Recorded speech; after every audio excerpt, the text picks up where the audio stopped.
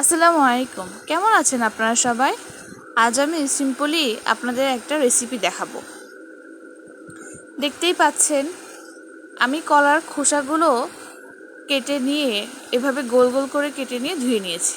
এর মধ্যে এখন লবণ, হলুদ আর পরিমাণ মতন মরিচ গুঁড়ো দিয়ে ভালোভাবে মেখে নিব। আর অন্যদিকে চুলায় একটি কড়াইয়ে তেল গরম করতে দিয়েছি। এই কলা ভাজি খাওয়া কিন্তু খুবই হেলদি। যারা আলু খেতে পারবেন না তারা এই কলা ভাজি এভাবে খেয়ে দেখবেন, অনেক ভালো লাগবে আলহামদুলিল্লাহ। আমার কড়াইয়ে তেলটা একটু বেশি গরম হয়ে গিয়েছিল, তাই আমি এইভাবে ভাজির সঙ্গে সাবধানতার বশত তেলের মধ্যে কলা ভাজিগুলো দিয়ে দিচ্ছি। এখন মিডিয়াম লোতে করে চুলার আঁচটা এপিট ওপিট করে নিয়ে ভেজে নিতে হবে। আপনারা যারা ডায়েটে আছেন তারাও এই কলা ভাজি খেতে পারেন।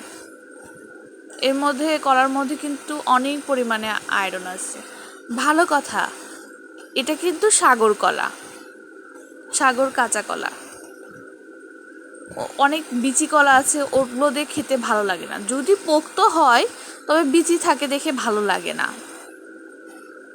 আপনারা একবার হলেও এই রেসিপিটা কিন্তু অবশ্যই বানায় খেয়ে দেখবেন, আর আমাকে অবশ্যই জানাবেন আপনাদের কাছে কেমন লাগছে।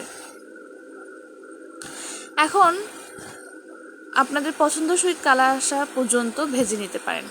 এটা গরম গরম ভাতের সাথে তো ভালো লাগবেই, তাছাড়া স্ন্যাক্স হিসেবেও আপনারা এটা খেতে পারেন, অনেক টেস্টি হয় কিন্তু। আমার জন্য সবাই দোয়া করবেন, আর প্লিজ আমাকে সাপোর্ট করবেন, আমার চ্যানেলটা সাবস্ক্রাইব করবেন। ভালো থাকবেন সবাই। আল্লাহ হাফেজ। আসসালামু আলাইকুম।